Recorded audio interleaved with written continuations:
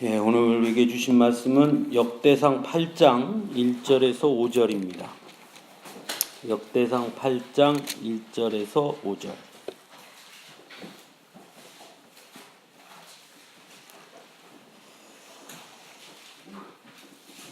찾으셨으면 같이 읽겠습니다. 베냐민이 낳은 자는 맏아들 벨라와 둘째 아스벨과 셋째 아라와 넷째 노아와 다섯째 리바이며, 벨라에게 아들들이 있으니 곧 앗달과 게라와 아비웃과 아비수아와 나아만과 아호아와 게라와 스부반과 후람이라. 아멘. 역대상 8장은 다시 베냐민 얘기가 나옵니다. 베냐민 얘기는 사실 7장 6절에서 12절에 앞에 나오거든요. 그런데 8장에 다시 베냐민 얘기가 나옵니다. 이 베냐민 얘기가 다시 나오는 이유는 이스라엘의 초대 왕이 베냐민 지파의 사울이기 때문에, 이제 족보가 끝나면 그 다음에 왕정으로 이제 쭉 가거든요. 그러면 사울 왕 얘기가 나오고 결국은 어디로 이어지겠습니까?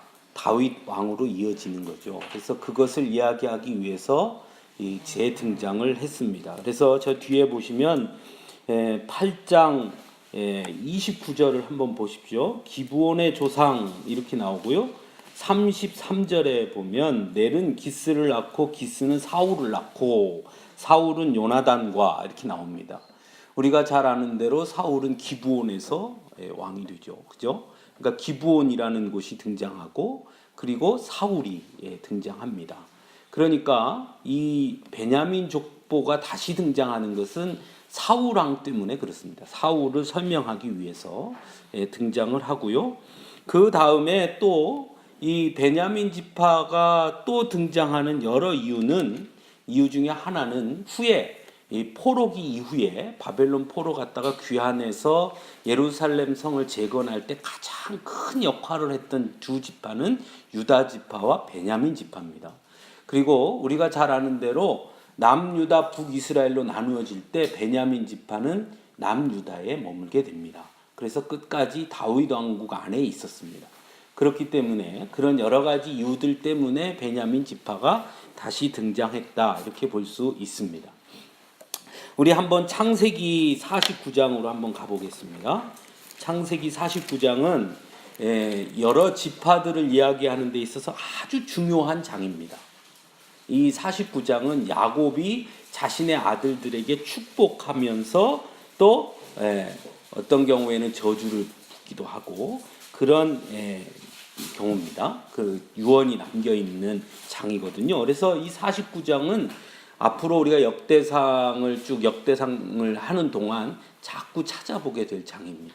그게 보면 49장 27절에 보면 베냐민 얘기가 나옵니다. 한번 보십시오. 49장 27절 같이 읽겠습니다. 시작.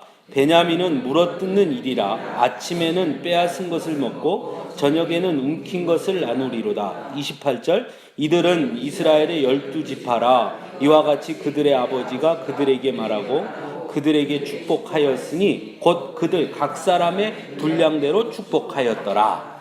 즉 앞에 쭉 이 첫 번째 아들부터 12번째 아들 베냐민까지 한 다음에 결론이 뭐냐면 각 사람의 분량대로 축복했다, 이러는 거예요. 즉 무슨 얘기냐면 베냐민에 관해서 우리가 창세기에 나오는 베냐민은 매우 온순합니다. 그죠? 왜 베냐민 하면 창세기에서 뭐로 나와요? 그냥 요셉의 동생이에요. 그렇죠?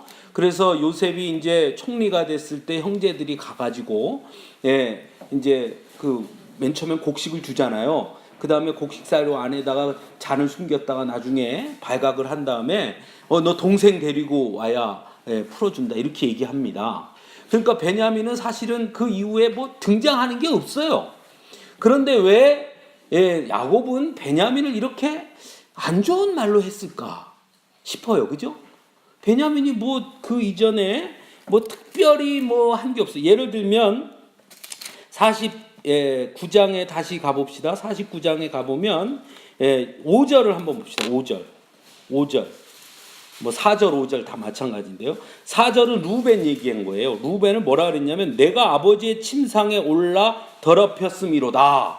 그가 내 침상에 올랐었도다. 이거는 뭐 한 겁니까? 루벤이 그 엄마, 친엄마는 아니지만 그 동침했죠. 그죠? 그걸 얘기한 거고 5절에 보면 시몬과 레위는 형제요 그들의 칼은 폭력의 도구로다. 이거는 뭐냐면 세겜족 즉 자기 여동생이 세겜족한테 강간당한 걸 듣고 쫓아 올라가고 싹 죽여버리죠.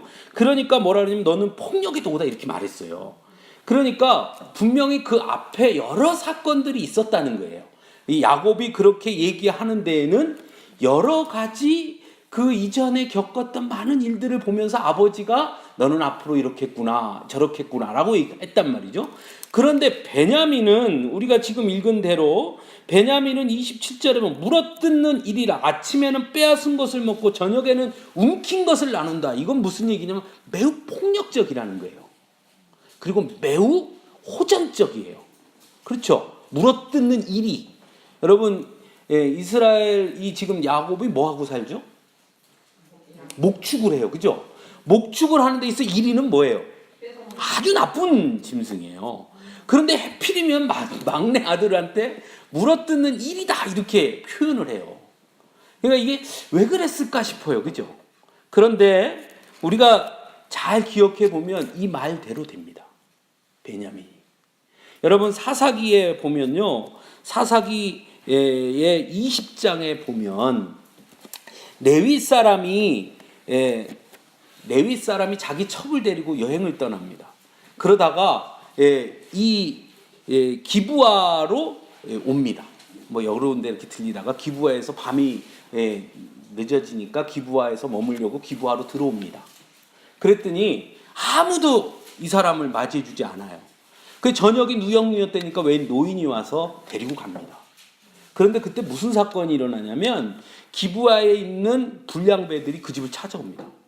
그래서 그 첩을 내놔라 그래요. 그러니까 이 노인이 여러분 소돔과 고모라에서하고 비슷해요. 롯이 어떻게 해요? 롯이 자기 딸을 줄 테니까 좀 봐주라 이렇게 얘기했는데 그랬잖아요. 근데 여기서도 똑같아요. 이 노인이 차라리 내 아내 내 첫 딸을 줄 테니까 이긴 손님이니까 놔둬라 그랬는데 싫다 그래요. 그래서 어떻게 하느냐? 첩을 끌고 가요. 그래서 밤새 이 첩을 희롱하고 강간을 합니다. 그리고 새벽에 놓아주니까 이 첩이 집 앞에 와서 죽었어요. 그래서 아침에 이 레위인이 나가보니까 죽은 자기 첩이 죽어 있어요. 그래서 이 레위인이 어떻게 하느냐? 이 여자를 데려다가 12조각을 나눠요. 그래가지고 각 지파에 다 보냅니다. 그랬더니 각 지파가 다 모입니다. 그래서 레위인한테 이게 뭔 일이냐 그러니까 레위인이 쭉 얘기를 해요. 그래서 어떻게 하느냐? 나머지 지파가 이 베냐민한테 쫓아옵니다. 그래서 뭐라 하냐면 이 여자를 그렇게 한 기브아, 니네 동네, 기브아는 베냐민이 사는 그 지역, 니네 동네에 있는 그 사람들 내놔라 이렇게 말해요. 그랬더니 베냐민이 어떻게 하느냐? 싫어. 그래요. 그리고 어떻게 하냐? 전쟁을 준비해요. 대단하죠? 바로 전쟁 돌입이에요. 그래? 싸우자! 한 거예요. 그래서 11지파와 이 베냐민 지파가 싸웁니다. 누가 이겼겠어요? 11지파 이기죠. 그래서 어떻게 하냐? 싹 죽입니다. 그래서 베냐민 지파가 몰살해요. 그리고 나서 나중에 깨닫습니다. 11지파가. 이러면 안 되는데. 왜? 저기도 우리 형제고 하나님이 세우신 한 지파인데 저 지파가 망하게 생겼구나. 그러면서 다짐을 해요. 나머지 11지파. 다시는 베냐민에게 딸을 주지 말자. 베냐민 지파에. 이미 그렇게 소원을 합니다. 하나님 앞에. 우리가 다시는 저 베냐민 지파에게는 딸을 주지 않겠다. 즉 혼인하지 않겠다. 그런데 우리가 잘 아는 대로 이스라엘 백성은 누구랑 결혼해야 됩니까? 지파끼리 해야 돼요. 유대인끼리. 근데 다른 지파가 다 안 준다 그러면 베냐민 지파는 결혼을 못하죠. 그럼 어떻게 되겠습니까? 전멸이죠.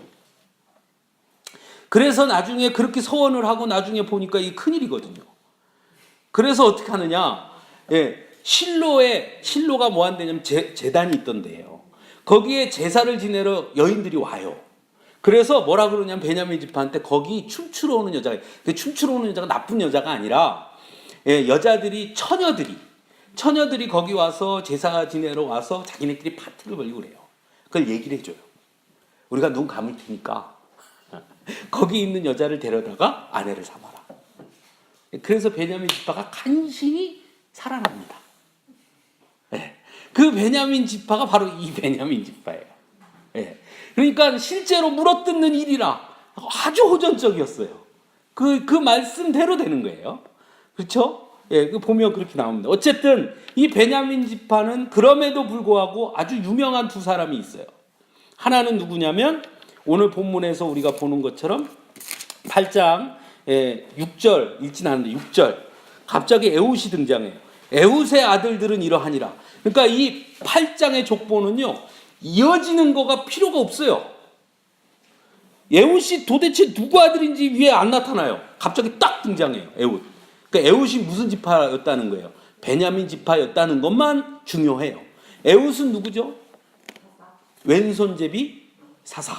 그렇죠? 예. 그 에훗 얘기가 나오고 그 다음에 쭉 뒤로 이어가면 뭐가 나오냐면 아까 읽은 대로 33절에 누가 나오냐면 사울이 등장합니다. 그래서 이스라엘의 초대 왕이 누가예요?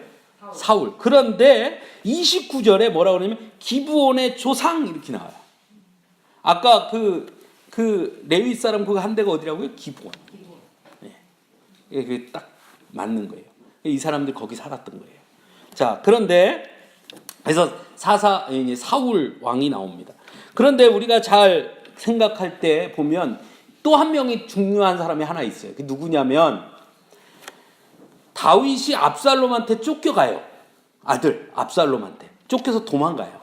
그때 다윗을 저주한 사람이 하나 등장해요. 누구냐면 시므이예요. 시므이가 어디 지파냐? 베냐민 지파입니다. 네, 베냐민 지파. 베냐민 지파가 다윗을 저주해요. 뭐라 그러냐면 우리식으로 얘기하면 칼로 흥한 자는 칼로 망한다. 네가 사울 왕의 왕위를 빼앗았다 이거예요. 원래 왕위는 누구 건데? 우리 건데. 베냐민.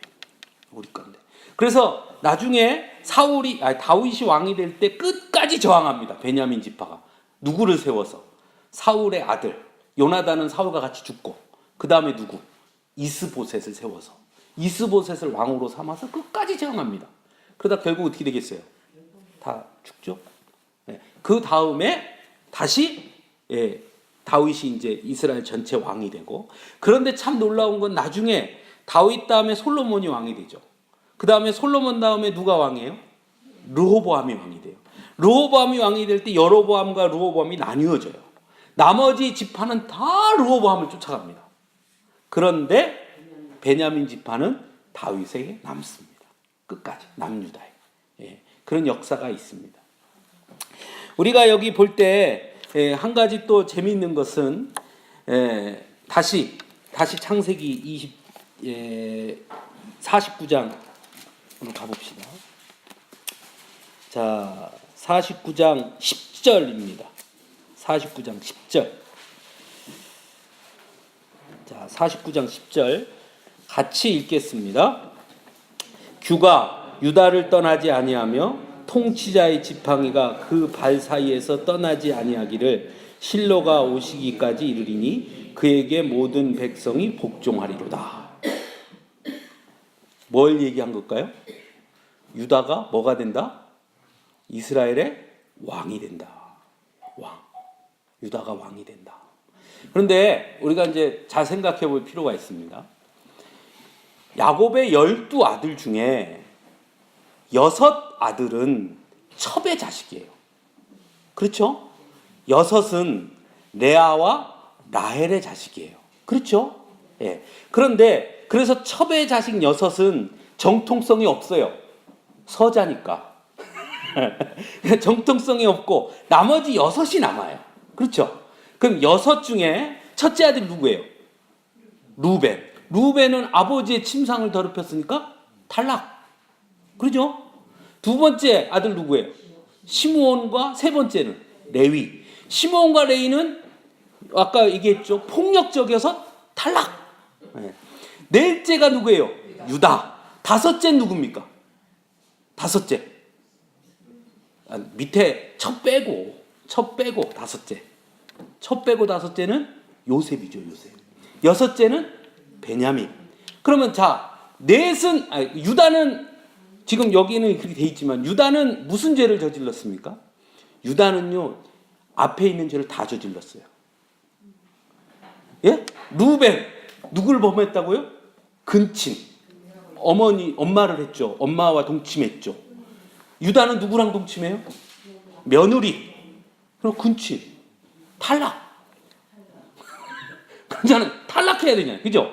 자, 그 다음에 시몬과 레위. 레위는 뭐였어요? 자기 형제가 그렇게 됐다는 소식을 듣고 가서 다 죽여버렸어요. 그죠? 그래서 탈락했죠. 유다는 요셉을 누가 팔자고 그래요? 유다. 요셉을 팔아넘기자고 누가 그래요? 유다. 유다가 팔아넘기자래요. 형제를 뭐한 사람? 팔아넘긴 사람. 탈락. 탈락해. 탈락. 탈락해야 돼. 탈락. 그러면 누가 남아요? 요셉하고 베냐민. 그런데 왜 유다가 왕이 될까요? 그건 뭐 하나님 마음이죠 뭐. 네? 왜 탈락될까요? 두 가지 이유가 있습니다.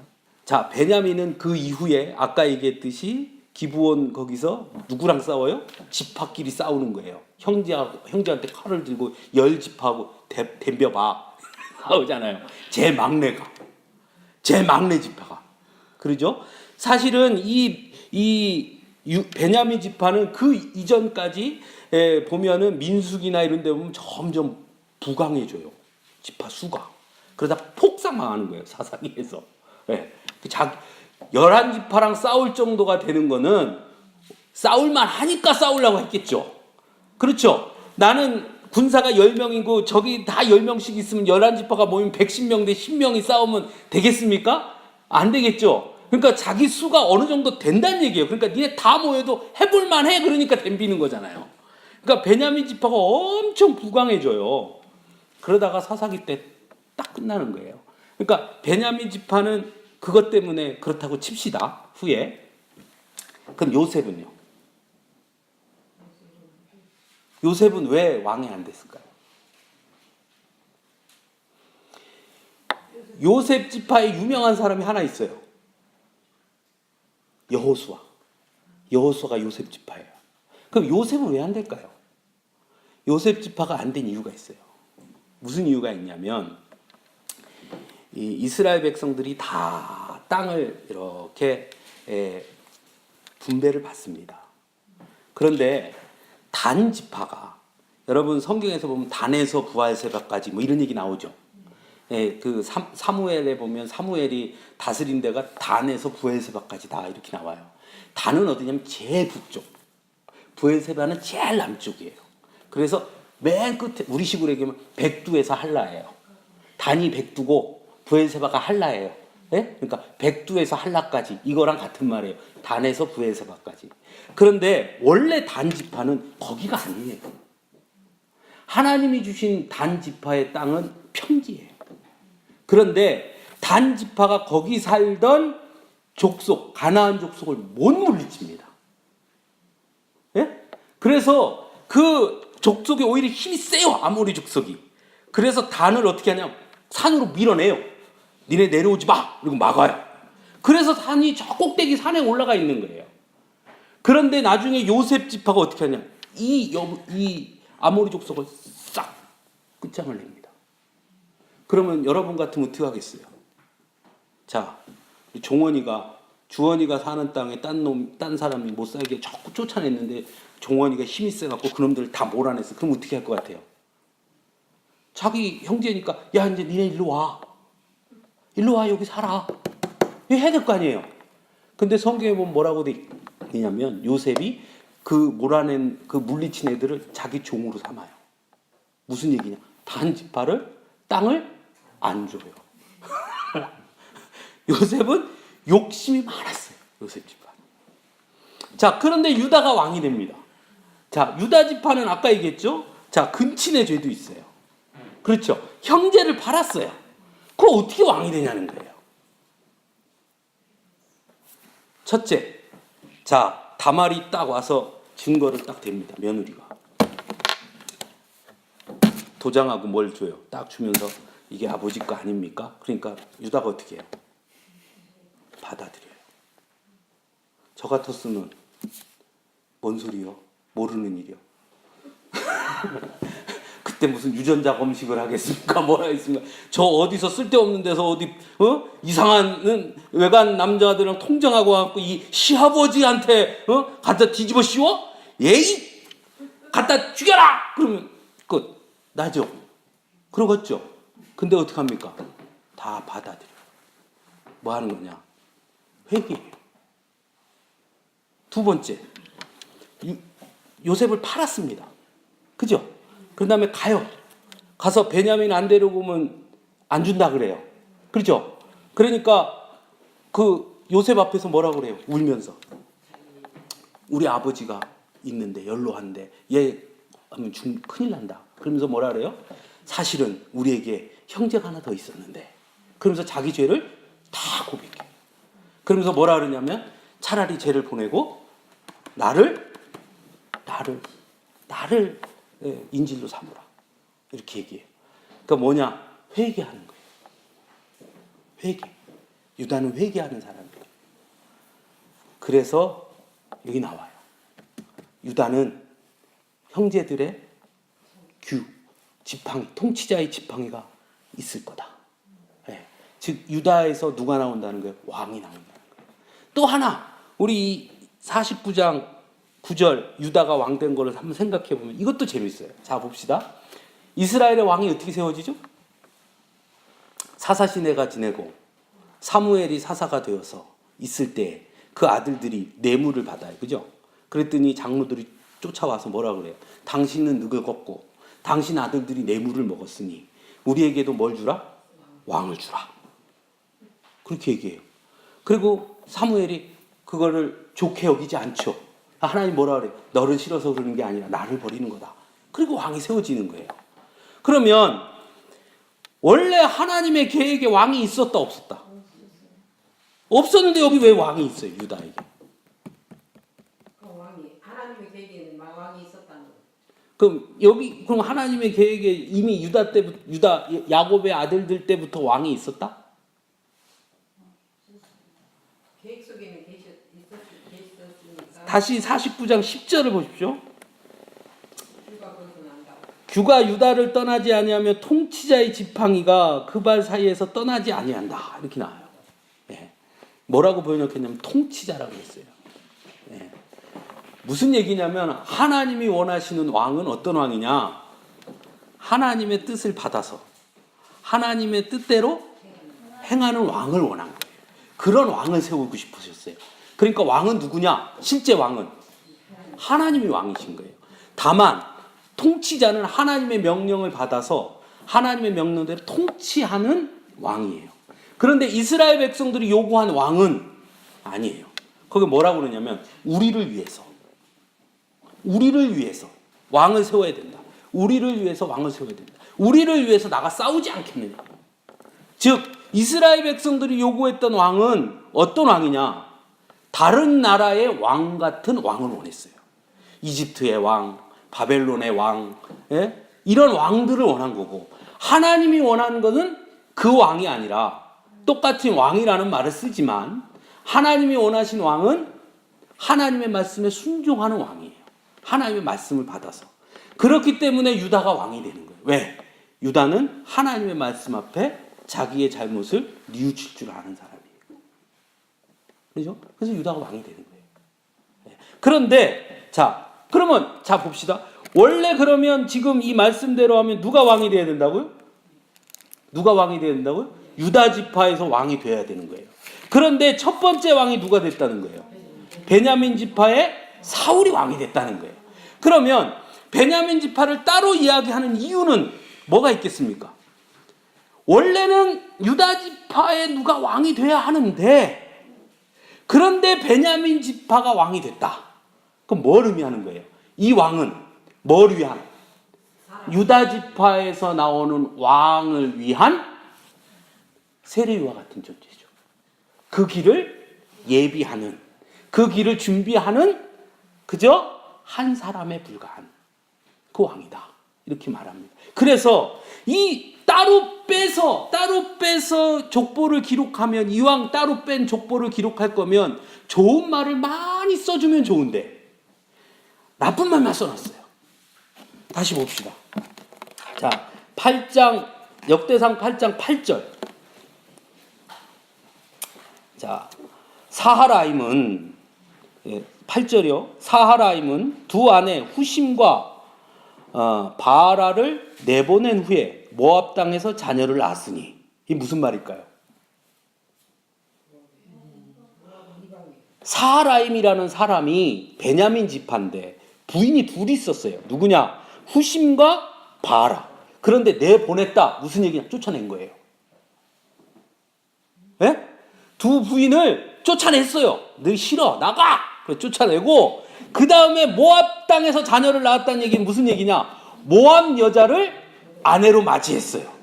그래서 그의 아내 호데스는 누구냐? 모압 여자예요. 그 밑에 9절에 그의 아내 호데스에게서 낳은 자, 그 누구냐면 바로 모압 여자에게서 낳은 자식인데 그 이름이 요밥, 시비야, 메사, 말감, 여우스, 사가, 미르마. 이들은 다 이름이 무슨 이름이냐? 모압식 이름이에요. 모압식 이름. 예? 그러니까 이 사하라임이 두 아내의 후심과 바라는 유대인이었을 거 아닙니까? 그들을 쫓아내고 모압 여자를 아내로 삼아서 자식을 낳는데 다 모압식 이름을 줬어요. 그랬는데 그 뒤에 보면 11절 또 그의 아내 후심에게서 이렇게 나와요. 그러니까 쫓아내기 전에 자식을 낳은 거예요. 그 후심은 그 아들들의 이름은 아비둡, 엘바알 이렇게 나와요. 여기 엘바알은요. 바알은 뭐 생각해요? 바알신이죠. 바알신. 근데 이때는 바알신 얘기하는 게 아니고요. 바알이라는 뜻은 싸우다라는 뜻이에요. 그럼 엘바알은 무슨 뜻이냐? 하나님과 겨루다 이런 뜻이에요. 하나님과 겨루다. 바알신이 되는 건 언제 되냐? 저 뒤에 그 바알이라는 우상이 들어오면서 바알이라는 게 신이름이 되는 거지. 이때의 바알이라는 뜻은 싸우다 이런 뜻이에요. 그러니까 엘바알 그거는 무슨 뜻이냐? 하나님과 싸우다. 그러니까 이 후심은 자식 이름을 뭘로 줬어요? 하나님의 이름을 지은 거예요. 이해가 되십니까? 앞에 호데스는 자식을 다 누구 이름으로 줬다고요? 모압식 이름을 진데 반해 쫓겨난 후심은 이름을 다 뭐로 줬느냐? 하나님의 자녀들의 이름을 줬습니다. 엘발, 에벨, 미삼, 세멧, 오노, 롯, 다 하나님의 이름들을 짓는 거예요. 신앙의 이름들을 졌고 그들은 마을을 세웠고 가드 주민을 쫓아내서 다 이스라엘 안에 땅을 차지하게 됩니다. 쫓겨난 본처 자식들은 가나안에 하나님 주신 가나안 땅에 살았고 그 앞에 쫓아내고 모압 여자를 아내로 맞이해서 어디서 살았다고 그래요? 모압 땅에서 삽니다. 하나님의 백성이 하나님 주신 땅이 아니라 어디가 살았다는 거예요? 모압 가서 사는 거예요. 이거를 기록하면 이게 칭찬이에요? 아니면 이걸 기록하면 베냐민 지파의 수치예요. 그죠? 자, 저 뒤에 보면 33절 넬은 기스를 낳고 기스는 사울을 낳고 사울은 요나단과 말기수아와 아비나답과 에스바알을 낳았으며 여기 에스바알이라는 말도 바알이 무슨 뜻이냐면 여기서도 싸우다라는 뜻이에요. 이 에스바알이 이름이 뭘로 바뀌느냐? 이게 이스보셋이에요. 이스보셋. 나중에 이름을 다 바꿉니다. 바알이라는 이름이 들어가는 이름을. 네. 그래서 이스보셋으로 바뀌어요. 요나단의 아들은 무리바알이라 무리바알은 미가를 낳았고 했는데 이 무리바알의 이름은 뭐로 바뀔까요? 요나단의 쩔뚝발이 아들. 예, 무비보셋으로 바뀐 거예요. 예. 예, 이름을 다 바꿉니다. 후에는. 근데 이때는 이렇게 바알이라는 이름이 바알신을 이야기하는 게 아니라 하나님과 싸우다. 뭐 이런 뜻이에요. 바알. 뭐 하나님을 위해서 싸우다. 뭐 이런 뜻입니다. 그러니까 그런 뜻의 이름을 담는 거예요. 그러니까 자, 그런데 어쨌거나 후에 이 바알이라는 이름은 나중에 이제 다 뭘로 쓰이냐면 다 이 우상의 이름으로 쓰이게 되는 것이지 이때 당시만 해도 그랬다라는 겁니다. 어쨌건 이 베냐민 지파의 또 다른 족보는 베냐민 지파를 따로 떼서 한 번 더 이야기함으로써 아, 베냐민 지파가 이렇게 훌륭하구나 라는 의미가 아니라 베냐민 지파는 문제가 많았다. 그럼에도 불구하고 첫 번째 왕이 어디서 나왔다? 베냐민 지파에서 나왔다. 그럼 후에 이제 잘 생각해보세요. 후에 다윗이 왕이 되면 무슨 얘기를 하겠어요? 원래 문제가 많았기 때문에 베냐민 지파는 원래 문제가 많았기 때문에 원래 하나님의 약속대로 유다 지파에 누가? 다윗이 왕이 되는 게 당연하다. 이제 이해되십니까? 그냥 갑자기 왕이 되면 다윗이 마치 하나님이 베냐민 지파를 통해 왕권을 이어가려고 했던 것을 가로챈 나쁜 사람이 되죠. 그런데 그게 아니라 아, 베냐민 지파가 왕은 됐는데 그런데 그 베냐민 지파는 원래부터 갖고 있는 문제가 있었어. 예, 이방 민족을 이렇게 좋아하고 모압 가서 살고 예, 자기 부인을 쫓아내고 예? 도덕적으로 이렇게 문제가 많은 지파였어. 그리고 하나님은 원래 야곱을 통해서 유다에게 통치자가 난다고 약속했어. 그러니까 유다 지파의 다윗이 왕이 되는 것이 당연하다. 베냐민 지파는 왕이 될 수 없다. 그래서 끝난다. 그거를 이야기하고자 하는 겁니다. 그래서 한 번 더 나오는 거예요. 베냐민 지파를 왜 한 번 더 끌어냈느냐. 다른 지파는 다 안 하는데. 그래서 그러는 겁니다. 그래서 이 베냐민 지파는 그럼에도 불구하고 후에 이 사울의 자녀들을 보면 베냐민 지파의 어떤 그 후의 모습을 유추해 볼 수 있습니다. 한번 봅시다. 33절부터 이제 사울 양이 나와요. 쭉 나오는데 자, 여기에 보면 요나단의 아들은 뭐 누굴 낳고 쭉 나와서 40절 같이 읽겠습니다. 시작. 울람의 아들은 다 용감한 장사요 활을 잘 쏘는 자라. 아들과 손자가 많아 모두 150명이었더라. 베냐민의 자손들은 이러하였더라. 이렇게 나와요. 자, 요나단은 뭐를 잘 쐈습니까? 활을 잘 쏘는 자다. 그 말은 무슨 뜻입니까? 요나단의 후손들이라는 뜻이에요. 그런데 이 요나단의 후손들이 손자가 많아서 몇 명이라고 됐다고요? 150명. 그런데 그 다음 말이 베냐민의 자손들은 이러했다. 무슨 얘기냐? 베냐민의 자손들은 이렇게 흠도 많고 문제도 많았고 왕도 됐고 그랬다 무너지기도 했고 다윗한테 덤볐다가 죽기도 하고 그런 많은 문제들이 있었음에도 불구하고 하나님이 베냐민 지파를 축복해서 자손이 많았다. 150명이 될 정도. 손자가 150명이 될 정도. 자손이 많았다. 베냐민 지파는 그랬다. 즉 베냐민 지파는 많은 굴곡을 겪습니다. 그리고 나중에 유다 지파가 바벨론에게 멸망할 때, 남유다가 멸망할 때 유다와 함께 바벨론에 끌려간 지파가 어디입니까? 유다와 베냐민 지파입니다.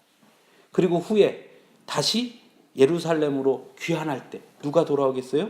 유다와 베냐민 지파가 돌아와요. 그래서 베냐민 지파는 성전을 재건하는 일에 유다와 함께 힘을 쏟습니다. 그래서 하나님의 축복을 받아요. 그게 베냐민 지파예요. 우리가 여기서 몇 가지 알 수 있는 게 있죠. 첫째, 하나님의 약속은 틀림없이 이루어진다. 그렇죠? 야곱이 한 그 얘기가 이어지는 거예요. 이어지는 거죠. 그렇죠? 틀림없이 이어진다.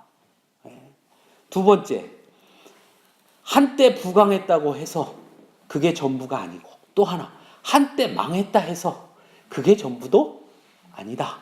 하나님은 하나님의 섭리 안에서 이스라엘의 12지파를 다 공히 사랑해 주시고 그들을 다 품에 안아 주셔서 때로는 베냐민 지파처럼 지파 하나가 멸절될 위기를 겪기도 했고 때로는 다윗에게 이스보셋을 세워가지고 초기에 어떻게 되냐면요. 사울은 왕이 될 때 사무엘이 사울을 찾아가요. 그죠? 찾아가서 백성들 다 있는 데서 제비를 뽑아가지고 누구 세워요? 사울을 세워요. 사울이 겁나갖고 숨어 있잖아요. 그래서 그 사람들 다 있는 데서 사울을 앞으로 오게 해서 세워가지고 왕이다 그래요.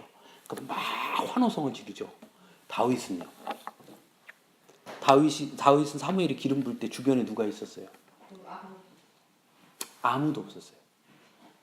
그렇죠? 맨 처음에 아들들을 쭉 데리고 오죠. 아니다, 아니다, 아니다, 아니다. 아니면 다 뭐 했겠어요? 가라, 가라, 가라. 한 거 다 갔죠. 그 다음에 아버지 이세한테 야, 또 없어? 그랬더니 저 하나 있는데 그 데리고 와봐. 데리고 오고 그걸 딱 보는 순간 사무엘이 그것도 기름을 보여. 누구만 있었습니까? 기껏 많이 있어야 사무엘, 아버지, 다윗. 정말 초라해요. 그죠? 사울은 기름 부을 때 이스라엘 백성들이 다 보았다니까요. 와, 드디어 우리에게 왕이 왔구나 이랬단 말이에요. 다윗은 저 구석탱이에서 집에서 혼자 이렇게 사무엘이 기름 부었다고요.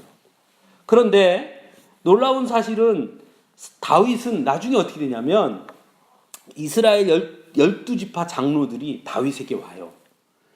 우리가 그 부분을 잘 이해를 하셔야 되는데 사울이 왕이었잖아요. 이스라엘에. 그러나 사울이 왕일 때는 12지파의 연맹체예요. 우리나라식으로 얘기하면 우리나라 역사 중에 가야라는 나라가 있어요. 대가야, 뭐 금강가야, 뭐 있어요. 거기는 나라기는 하지만 신라, 백제, 고구려 같은 그런 체제가 아니고 각 가야라는 여러 모임들이 연합체, 연맹을 해서 외부에서 적이 쳐들어오면 그 연맹체가 연맹을 해서 싸우는 거예요. 그래서 사울이 이 블레셋하고 싸울 때 사울이 어떻게 하냐면 각 지파에게 보내요. 전령을. 그래서 어떤 경우에는 어떤 지파하고만 가서 싸우기도 하고 어떤 경우에는 두세 지파 데리고 가서 싸우고 어떤 때는 다른 지파가 뭐 군대를 보내주기도 하고 이렇게 싸웁니다. 그러나 다윗은 뭐가 있었습니까? 군대가 있었어요. 그러니까 사울이 왕일 때는 왕은 사울이지만 각 지파별로 자기네 군사가 있는 거예요. 지파의 군사가. 다만 사울이 전쟁에 나갈 때 각 지파의 족장들에게 야, 저 블레셋하고 싸워야 되는데 니네 좀 군사 좀 보내줘. 니네 땅 있는 데로 쳐들어오잖아. 그러니까 많이 보내주는 거예요. 그러면 사울이 앞에서 그걸 지도해서 가서 싸우는 거예요. 그러니까 실제로 사울은 왕이었으나 중앙 집권의 모든 권력을 다 쥐고 있지 않았어요. 반대로 다윗이 왕이 될 때는요. 다윗은 성경에 보면 군대 장관도 있죠. 그죠? 제사장도 있죠. 즉 다윗은 진짜 완벽한 왕이었어요. 그러면 다윗이 처음부터 그렇게 완벽한 왕이었나요? 아니었어요. 자, 사울이 죽고 나니까 베냐민 지파는 사울의 아들인 이스보셋을 왕으로 세웁니다. 그런데 자, 사울은 나머지 모든 지파가 동의를 했어요. 그래, 네가 우리 대표해. 이렇게 사무엘이 기름 붓고 그래서 그 앞에서 다 와 해서 그래, 네가 우리 대표해. 이렇게 했단 말이죠. 그래서 사울은 따랐는데 사울 아들 이스보셋을 베냐민 지파에서 사울이 죽었으니까 이제 얘가 왕이야. 그랬더니 다른 지파에서 왜 걔가 왕이야? 왜 그 아들이 왕을 해? 이렇게 된 거예요. 그래서 베냐민 지파는 야, 왕은 원래 세습하는 거야. 그러니까 이스보셋이 왕인 거야. 이렇게 한 거고 나머지 지파들은 무슨 소리야? 어떤 지파는 따르기도 하고 어떤 지파는 싫어. 이러기도 한 거예요. 그런데 유다 지파는 뭐 했겠습니까? 따랐겠습니까? 안 따랐겠습니까? 유다 지파는 안 따랐어요. 유다 지파는 누구를 왕으로 세웠어요? 다윗이 왕이 된 거예요. 헤브론에서. 그러니까 그때 당시에 이스라엘은 왕이 몇 명? 2명. 이스보셋과 다윗. 베냐민의 혈통을 따른 사울의 아들 이스보셋이 왕. 유다 지파의 왕은 다윗. 그래서 그때 왕 다윗은 어디에서 통치를 했느냐? 유다 지역의 한복판인 헤브론에 있었어요. 유다가 치리하는 땅 한가운데서 왕으로 있었단 말이에요. 유다의 왕이에요. 유다 지파의 왕. 유다 지파의 대장. 그런데 후에 어떻게 되느냐? 이스보셋과 다윗이 이제 계속 비교할 거 아닙니까? 사람들이.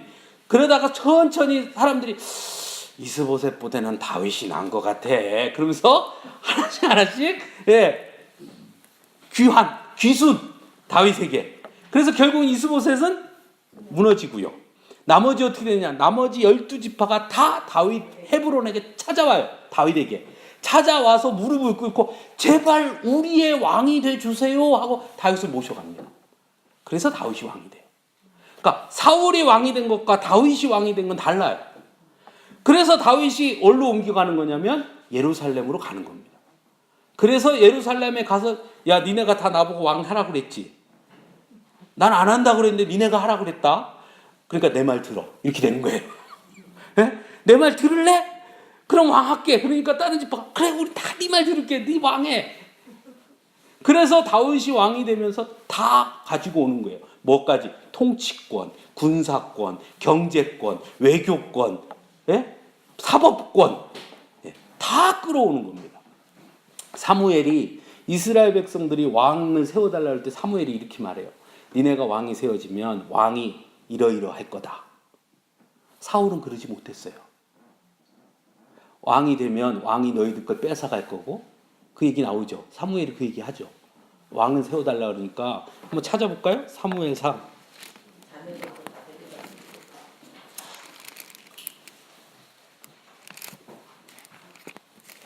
사무엘상 8장 10절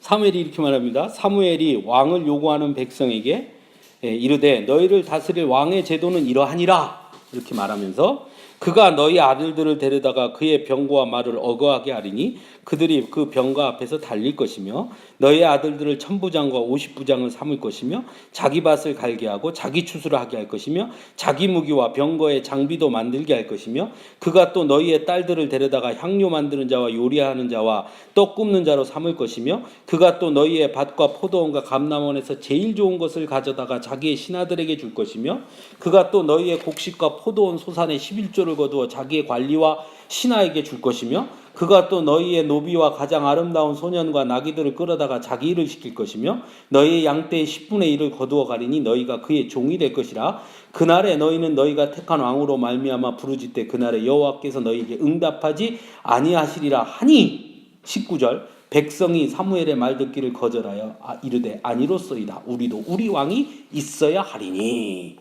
사무엘이 경고해요. 왕이 세워지면 이런 일이 있을 거다. 근데 사울 왕 때는 이런 일이 없었어요. 누구 때 이런 일이 생기느냐? 다윗 왕 때 생겨요. 실제로 다윗 왕 때 뭐가 합니까? 이런 일이 일어나죠. 다 하죠. 최고 극할 때가 누굽니까? 솔로몬 때 이스라엘이 나누어지는 솔로몬이 죽고 이스라엘이 나누어진 이유가 뭐예요? 노역이에요. 노역. 이스라엘 백성들이 일이 너무 힘든 거예요. 솔로몬 왕 때 너무 많이 지었어요. 건축을. 성전도 졌죠. 부인 하나 얻을 때마다 궁 하나씩 지어줬죠. 예? 그러니까 이 백성들이 맨날 노역을 하는 거예요. 불러다가 일해. 그럼 맨날 일하는 거예요. 그래서 뭐라 그러냐? 백성들이 부르짖어요. 뭐라 그래요? 부르짖어도 여호와께서 응답지 아니하리. 안 해요.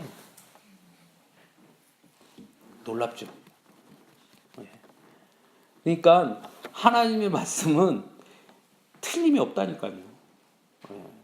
어쨌건 다윗이 그렇게 해서 왕이 되는 거예요. 그러니까 사울 왕과 다윗 왕은 틀려요. 사울은 연맹 연합체의 리더였다면 다윗은 완벽한 국가의 왕이 되는 겁니다. 이 사무엘을 통해 사무엘에게 주신 그 말씀이 누구에게 이루어지는 거냐면 다윗에게 이루어지는 거예요.